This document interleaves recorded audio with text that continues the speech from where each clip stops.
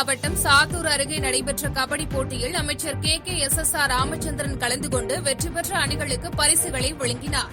விருதுநகர் மாவட்டம் சாத்தூர் அருகே நடைபெற்ற கபடி போட்டியில் வருவாய் மற்றும் பேரிடர் மேலாண்மை துறை அமைச்சர் KKSSR ராமச்சந்திரன் கலந்து கொண்டு வீரர்களுக்கு கை கொடுத்து வாழ்த்தி போட்டிகளை கண்டு ரசித்தார்.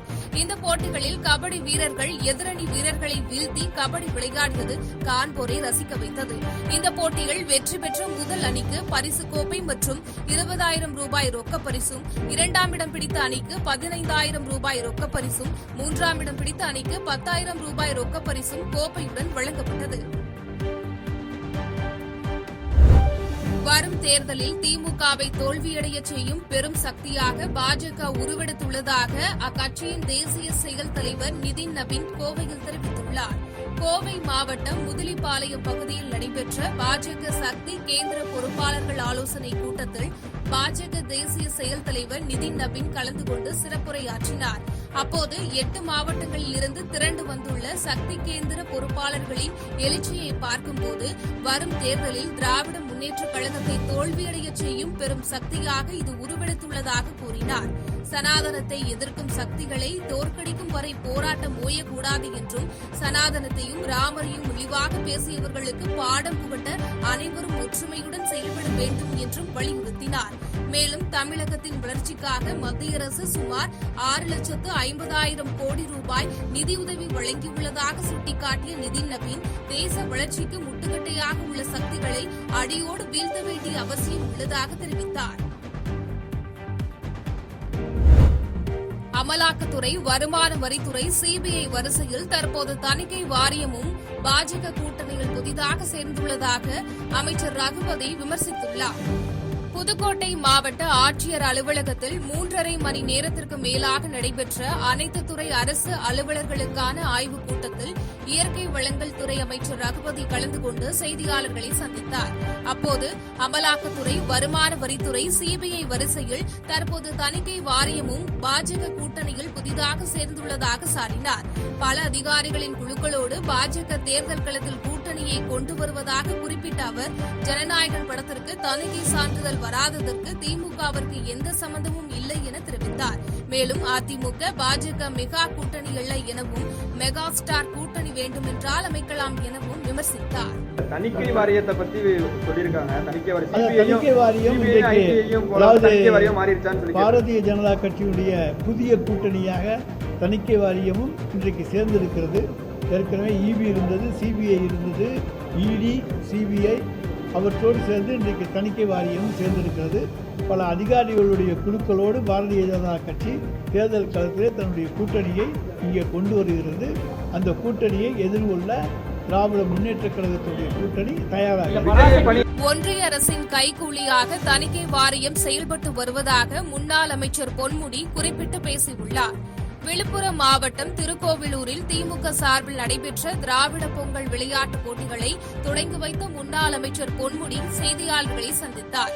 அப்போது தாவேக தலைவர் விஜயின் ஜனநாயகன் படத்தின் தணிக்கை சான்றிதழ் தொடர்பான கேள்விக்கு, ஜனநாயகம் படம் மட்டுமல்லாமல் பராசக்தி படத்திற்கும் இதே பிரச்சினை இருந்ததாக தெரிவித்தார். விழுப்புரம் மாவட்டம் திருக்கோவிலூர் திமுக சார்பில் நடைபெற்ற திராவிட பொங்கல் விளையாட்டுப் போட்டிகளை தொடங்கி வைத்த முன்னாள் அமைச்சர் பொன்முடி செய்தியாளர்களை சந்தித்தார். அப்போது தாவேக தலைவர் விஜயின் ஜனநாயகன் படத்தின் தணிக்கை சான்றிதழ் தொடர்பான கேள்விக்கு, ஜனநாயகன் படம் மட்டுமல்லாமல் பராசக்தி படத்திற்கும் இதே பிரச்சினை இருந்ததாக தெரிவித்தார். முழுக்க ஒன்றிய அரசின் கைக்கூலியாக தணிக்கை வாரியம் செயல்பட்டு வருவதாக முதலமைச்சர் மு.க.ஸ்டாலின் கூறியதாக குறிப்பிட்டு பேசினார். தொடர்ந்து பாமக நிறுவனர் தலைவர் மருத்துவர் ராமதாஸ் திமுகவுடன் கூட்டணி வருவது குறித்த கேள்விக்கு அவருடைய சொந்த கருத்து குறித்து தான் எதுவும் சொல்ல முடியாது என கூறிவிட்டு சென்றார். இது மட்டும் இல்ல, இன்னைக்கு வெளியாக இருக்கிற பராசக்தி படத்துக்கே ஏகப்பட்ட தடைகளை சொல்லி அவைகளை எல்லாம் நீங்கள் நீக்க வேண்டும் என்று சொல்லியிருக்கிறார்கள். அதுபோல அன்று எழுதப்பட்ட அந்த வசனத்திற்கே இன்று தடை சொல்லியிருக்கிறார்கள். அதையெல்லாம் கணக்கில் கொண்டுதான் தமிழக முதலமைச்சர் தளபதி அவர்கள் நேற்று இந்த சென்சார் போர்டு என்பதும் அவர் அடிக்கடி கரெக்டாக சொல்லியிருக்கிறார்.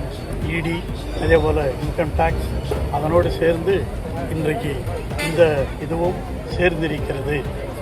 சென்சார் போர்டு சேர்ந்து இவைகளையெல்லாம் இன்று செய்து கொண்டிருக்கிறார்கள் என்று தமிழக முதலமைச்சர் அவர்கள் சொல்லியிருக்கிறார்கள்.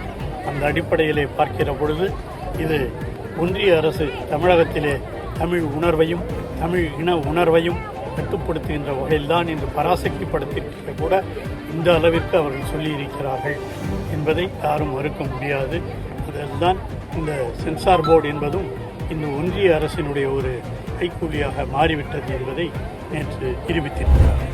தேசிய ஜனநாயக கூட்டணி 210 தொகுதிகளை தாண்டி வெற்றி பெறும் என பாஜக மூத்த தலைவர் தமிழிசை சவுந்தரராஜன் நம்பிக்கை தெரிவித்துள்ளார். கோவையில் செய்தியாளர்களை சந்தித்த பாஜக மூத்த தலைவர் தமிழிசை சவுந்தரராஜன் தேசிய ஜனநாயக கூட்டணி 210 தொகுதிகளை தாண்டி வெற்றி பெறும் என்ற உறுதியான நம்பிக்கை இருப்பதாக தெரிவித்தார். கருத்து சுதந்திரம் குறித்து பேச திமுகவிற்கு எந்தவிதமான தார்மீக உரிமையும் இல்லை என்றும் விமர்சனம் செய்த அவர் திமுகவால் பாஜகவை கருத்தியல் ரீதியாக எதிர்கொள்ள முடியவில்லை என்றும் குற்றம் சாட்டினார். திமுக கூட்டணிக்குள் 1000 குழப்பங்கள் உள்ளதாகவும் அந்த கூட்டணியில் பிளவு ஏற்படும் வாய்ப்பு இருப்பதாகவும் கூறினார். மேலும் தமிழக வெற்றிக் கழகத்தின் கூட்டணி தொடர்பாக பேசிய அவர் அனைவரும் ஒன்றாக இருந்தால் நல்லது என்பதே என் நிலைப்பாடு என கூறிவிட்டு சென்றார். அதாவது அரசியல் கட்சியில எது வேணாலும் இருக்கலாம், பட் அதுக்கு பேச விடாம தடுத்தா நீங்களும் பேசுங்க. அதுக்கு வன்முறை தீர்வா? வன்முறை தீர்வான்னு நான் கேட்கிறேன். அது நீங்க தடுப்பு, அது அரசியல் கட்சியில யார் வேணா. நான் கேட்கிறேன், எதுக்கு தினகரன் அலுவலகம் எரிக்கப்பட்டது? எதுக்கு எரிக்கப்பட்டது? எதுக்கு எரிக்கப்பட்டது? ஒரு கருத்து கணிப்பு போட்டா உள்ள நுழைஞ்சு நீங்க எரிப்பீங்க. அப்புறம் கருத்து சுதந்திரத்தை பத்தி பேச உங்களுக்கு என்ன உரிமை இருக்குன்னு கேட்கிறேன். எதுக்கு யூடியூபர் வீட்டுக்கு போய் கதவை உடைச்சி ஏன் கைது பண்றீங்க? அப்புறம் நீங்க மோடி அவர்கள் ஒரு திரைப்படத்தை தடுக்கிறாருன்னு சொல்றதுக்கு உங்களுக்கு என்ன உரிமை இருக்குன்னு நான் கேட்கிறேன். செய்திகளை உடனுக்குடன் தெரிந்து கொள்ள கீழ்கண்ட கேபிள் மற்றும் டிடிஎச் நெட்வொர்க்குகளில் எம்நாடு செய்தி தொலைக்காட்சியை காணுங்கள். பாதகம் செய்பவரை கண்டால் நாம் பயம் கொள்ளலாகாது பாப்பா. மோதி மிதித்து விடு பாப்பா, அவர் முகத்தில் உமிழ்ந்து விடு பாப்பா. அண்மை செய்திகளை உடனுக்குடன் தெரிந்து கொள்ள இணைந்திருங்கள் எம்நாடு தொலைக்காட்சியுடன்.